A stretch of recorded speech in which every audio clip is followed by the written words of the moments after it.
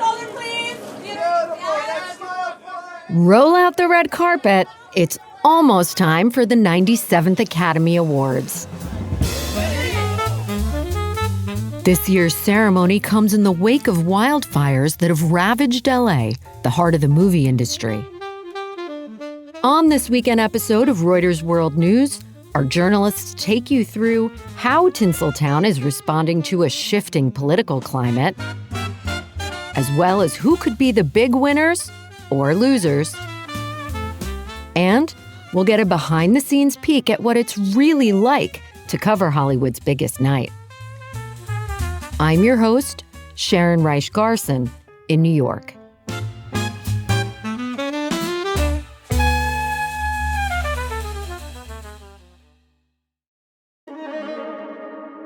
Joining us, Lisa Richwine, our entertainment reporter, Dawn Shimoleski, our entertainment business reporter, and senior photographer Mike Blake. Hey guys, thanks for talking today. Thanks for having us. Yeah, hey, thanks for having us. Thanks for having us. There's so much to talk about. Let's start with Best Picture. Conclave just snagged the SAG Award for Best Ensemble. Lisa, could that be a signal that it'll win Best Picture this year? It definitely could be a signal. SAG is the Screen Actors Guild, and the actors make the biggest group of voters for the Academy Awards. So when you look at what they're picking for SAG, it's a good sign of what that group might be voting for the Oscars. It's not always predictive, but it's a good sign. This year, there have been a lot of surprises. There's been no clear frontrunner. Conclave seems to have the edge right now, but Anora also did really well at the awards from the Producers Guild, which also is pretty good at picking the Best Picture winner, won some awards from directors. So I think it's between Conclave and Anora right now, but it's been such a weird year that I really feel like anything could happen. Now, Dawn, I'm wondering about the timing. We all know the Pope is seriously ill, and that's on a lot of people's minds. Could that have impacted voting? Yeah, it does seem like a chillingly coincidental timing that a movie about the selection of the next Pope is happening even as the Pope is ill. Although for the Best Picture, the voting closed on February 18th. So that those votes have already been cast long before the real life drama has played out. And I will say, I agree with Lisa's observations that this has been an incredibly close race. There hasn't been a clear frontrunner all year, but the SAG Award has predicted the Best Picture winner for the last 3 years. You'll recall it selected Oppenheimer and Everything Everywhere All at Once, and also Coda. So for the last 3 years, at least, it's been accurate in predicting Best Picture. Okay, now, Mike, as a photographer, how do you approach covering a red carpet at such a big event? This year I'm roaming. When I roam, I'm just trying to figure out who's who because they come at you from all directions, honestly. Usually I get to see most of the pictures before, and I've only seen one picture this year because we were so busy with the fires. I've only seen Conclave, so I know everyone who's in that movie. That will help me out a lot. So if Conclave wins, it seems like it would be a really significant upset. Is that right? I mean, many of the films seem like pretty strong contenders, and they've had big campaigns around them, too. I would say what's interesting is the most popular movie of the year, Wicked, seems to be out of contention for Best Picture. And Lisa and I have spoken about this quite a bit. It has been more than 2 decades since a musical actually won Best Picture. The last time that happened was in 2003 when Chicago won Best Picture. I would point out, again, this has been an unusual year, that there was another frontrunner at one point. It was Emilia Perez from Netflix, which has the most nominations of any film going into the Oscars and was seen as the leader until there was a controversy with the lead actress. There were some tweets of hers from several years ago that were offensive to many marginalized groups, and that really tanked a lot of the affection for that movie in the voting, unfortunately. People may still admire that movie, but they may not feel they want to honor it with an Oscar. Yeah, I agree with Lisa there. Netflix built its entire campaign around Carla Sofia Gascon, the first trans performer to be nominated as Best Actress. And she gave a really strong performance in the film. But shortly thereafter, social media began surfacing some comments that she made about George Floyd and the aftermath of his murder, and also about Muslims in Spain and other comments that she made that were largely indefensible. And it really appears to have tanked not only her chances, but those for the film. Now, you mentioned Carla Sofia Gascon being nominated for Best Actress. And that's a really interesting race, right? Demi Moore is nominated for The Substance, and it's a horror film, which traditionally just isn't Oscar fare. But she won the SAG and the Golden Globe.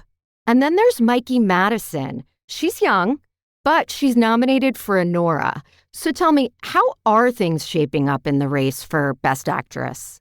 I think Demi is the front runner. She won the SAG Award. She gave a really moving speech at the Golden Globes about how she felt she had been dismissed as a popcorn actress who wasn't taken seriously, who didn't deserve awards recognition.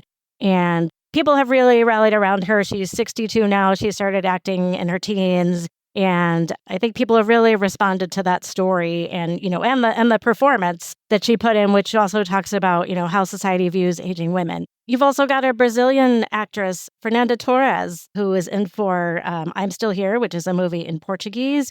Her mother was nominated for Best Actress back in the 90s. It did not win. So if Fernanda could win, she would be the first Brazilian actress to win Best Actress. Mikey Madison, gave a really strong performance in Anora. I mean, she's 25 years old. A lot of times the Academy doesn't want to award people who are younger, but she gave a really expansive performance that people were wowed by. I mean, she's pretty unknown.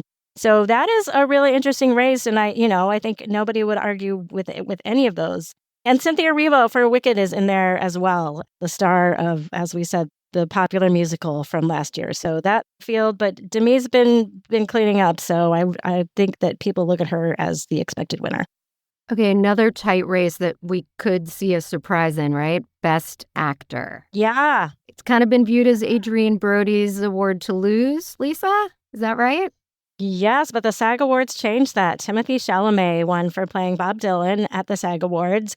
He is 29, and also there's been some chatter that, he's too young, should we really give him an Oscar now? But the SAG voters did. He spent 5.5 years working on that role, and he talked about how at the SAGs, how he really wants to be considered one of the great actors of all time and poured himself into that. And he could be the surprise winner. Well, it's hard to know, too, whether Adrian Brody's performance has been overshadowed by this whispering campaign about the use of AI in that film to perfect the delivery of Hungarian in the movie. Adrian Brody certainly gives a really wrenching performance as a sort of tortured immigrant and the ordeals he experiences, anti-Semitism and some pretty horrific abuse in America. But it's hard to know whether this sort of raw, authentic performance was somehow undercut by the use of AI in the film. Absolutely. Lisa, you talked about Timothée Chalamet, and he really has been everywhere. I saw him, showing up at like a lookalike contest. He's really sort of making the rounds. So is this endearing quality that we're seeing, does this seem genuine, or does this seem like a campaign? I mean, it's a fine line to walk, right? Like, and I guess it's in the eye of the beholder, or in this case, the eye of the voter. Do they find it charming, or is it too much? You're trying too hard. He hosted Saturday Night Live.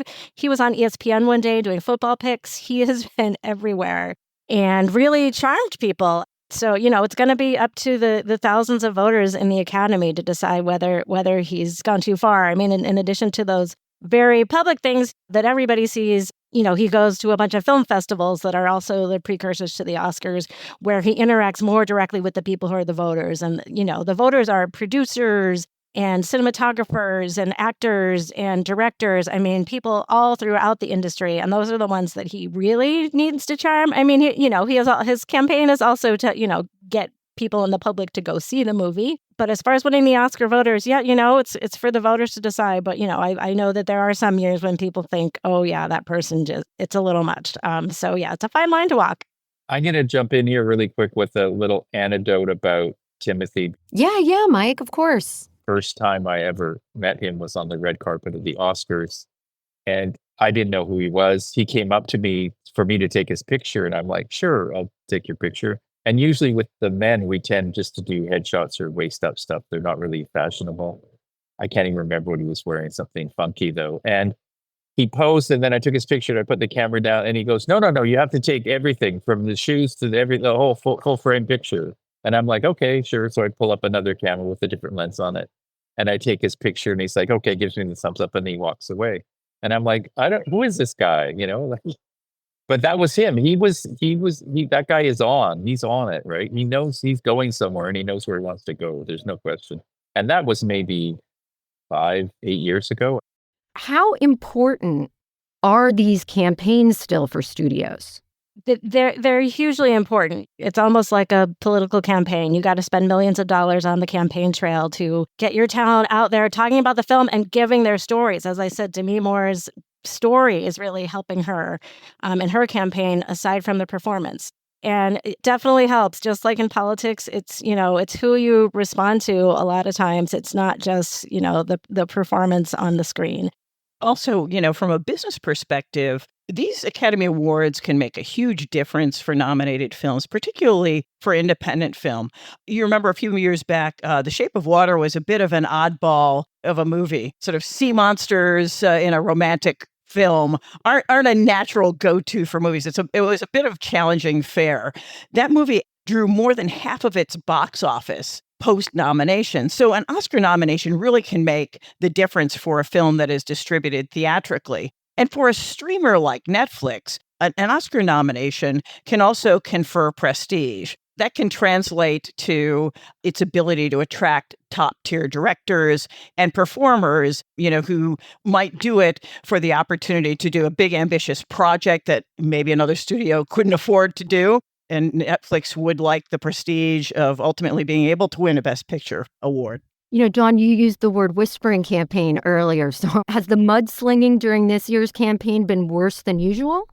There have been whispering campaigns in years past. And this year it wasn't so much a whispering campaign as it was social media doing what it does best. Internet sleuths are terrific at using the internet to go find out more about the people who are in the news. And in this case, Carla Sofia Gascon revealed a lot about herself that perhaps even Netflix didn't know when it acquired this movie.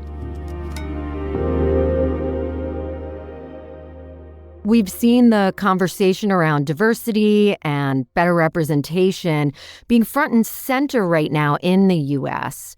Do you expect that to play any role in this year's show? I think some of the winners may very well address it. I mean, Hollywood is known for wanting to speak up about politics, and some people roll their eyes at that and they don't want to hear it. But, a lot of the stars feel like they have a platform and they want to speak up. So it depends on who the winners are, but I would think it's going to come up at some point. The host, Conan O'Brien, he might throw in some jokes about it as a way of bringing it up. It's his first time hosting, and the Trump administration has frequently been a target of jokes by Oscar hosts in the past. Look, the Trump administration and the new chairman of the FCC, Brendan Carr, has targeted broadcasters for perceived bias. And it is now conducting an investigation of Comcast and its diversity and inclusion practices. It is investigating CBS for its interview of Kamala Harris. And it is entirely possible that the network broadcast of this will be held to a higher level of scrutiny. Broadcasters may well be feeling pressure. Now, Mike, you were heavily involved in leading our coverage of the wildfires in LA. I know all three of you were part of that. Lisa, maybe could you talk a little bit about what you've seen as far as the impact of the wildfires on the awards and also on the industry as a whole? So the film industry in Los Angeles was shrinking before the fires. Production was moving to other states, other countries that had tax incentives to make the production cheaper. There is a real worry that a lot of the crew who live here are going to say, well, why should I rebuild here if there's not going to be any work here? They might leave. A bunch of the skilled crew might leave Los Angeles. Now, there are advocates who are trying to capitalize on this because there is so much goodwill toward Los Angeles right now and the recovery. And they have started a Stay in LA campaign. They say the best way to help LA recover from the fires is to do more production here, get people back to work. You might see it come up at the Oscars on Sunday because, the big name actors live here and a lot of the crew members live here and they want to be home and work here. The movie industry is a tough industry because you talk to people, no one's got a staff job anywhere. Everyone's a freelancer pretty much. So they don't have a steady stream of income. It's been tough on this city, I'll tell you that. It's really hard for these people. They went through COVID, they went through the strike, and now they have the fire. Yeah. Hopefully they do something really sweet at this award show because someone should shout out. And one thing I would add on that is, I mean, there were some calls that, Hollywood should cancel all the award shows and donate the money to fire relief. But then other people said, no, you know what? Those shows employ a lot of people. United Talent Agency has decided to scrap its pre-Oscar party and use the money that it would have spent to benefit fire relief. Every year, there's an organization called Everyone Wins, gives out these opulent gift baskets to every nominee. Among the items included in this year's gift basket is $1 million worth of personalized disaster recovery services from a company called Bright Harbor. So that appears to be a nod to the realities here in Hollywood. And a ceremony, a celebration like this, obviously has a lot of logistics involved. So, Mike, I want to ask you a little bit about that. How many photographers do we have actually covering this event? For Reuters, photographically wise, we have one person shooting the show. That's usually from the projection room. It's like a very long lens, 600 millimeters. I've shot the show many times. It's super stressful. Happily, this year I'm just roaming the red carpet, which is a little bit easier. Then we have a photographer in the back photo room. And then on the red carpet, the arrivals are usually this, we call it step and repeat. It's a fashion picture. Everyone cares about who wore what to wear, basically. And for me, it's more about who's chatting with who on the red carpet, who did they run into. And a lot of it's really interesting because you'll see people that haven't seen each other for years and they're working in different countries all the time. And they may have worked on a movie 3 years ago. That movie may be up for an award this year, depending on the timeline of production. And they probably haven't seen each other since they made the movie. So there's a lot of camaraderie and you get a real sense of community roaming the red carpet and seeing all these people just happy to see each other. Now, Mike, you've been covering this longer than any of us. So from a coverage standpoint, how have things changed over the years? It's changed with technology as technology has moved ahead. I mean, the first Oscars I did was, I think, in the 90s. I didn't even shoot it. I was working in the darkroom developing color film, making color prints. Now, when a photographer takes a picture, the editor sees it instantly, chooses the best frame, crops it, the metadata is added to it, and then it goes out to the wire. And all of that literally is 30 seconds or a minute at the most. So things have changed. So, Mike, when you're roaming that carpet, what are you looking for? Yeah, I'm just trying to figure out who's who because they come at you from all directions, honestly. Talk to me about prep.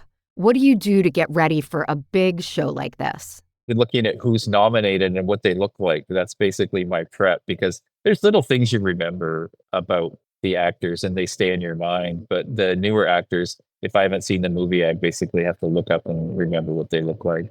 Do you guys think about what you're going to be wearing or your hair or any of that stuff that we all associate with the Oscars? As journalists, we actually receive a directive from the Academy dictating our attire. We're actually required to wear gowns and or tuxes. And if we are anywhere near the red carpet, we're actually told to wear either black or dark blue. So there's not a whole lot of creative license, if you will. Yeah, and I always think it's a kind of a ridiculous scene backstage, which is actually a hotel next door to the Dolby Theater. We're not even in the same building. There's like 200 journalists in this room. We all are hunched over laptops. There's wires going everywhere, yet we're in these like glamorous ball gowns. So it is not really glamorous. It's kind of absurd, and I wish I had a picture, but they also don't allow any pictures in that room. The greatest irony is there's a whole deli counter vibe to it. Each journalist is given a paddle with a number, and we are called upon. We hold our paddles aloft, and we are randomly called upon to ask our questions if we're lucky. Well, I won't be at the Dolby Theater like you guys, but I will be watching. I'm getting ready to pop the Prosecco, the popcorn, maybe some Raisinets. And thank you all for sharing your insights and your thoughts. I can't wait to see the coverage, to see who wins the big night. Yeah, thanks for having us. It was fun. Thanks for having us. Don't forget to order your Wolfgang Puck pizza so you can feel like you're there with us. If only they had it in New Jersey.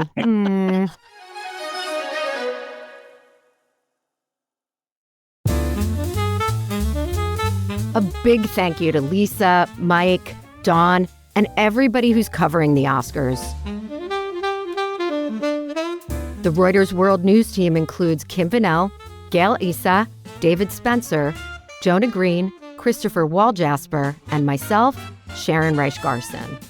Our senior producers are Tara Oakes and Carmel Crimmins. Our executive producer is Leela DeKretzer. Sound design and music composition is by Josh Summer. We'll be back on Monday with our daily headline show. Make sure to follow us on your favorite podcast player or download the Reuters app.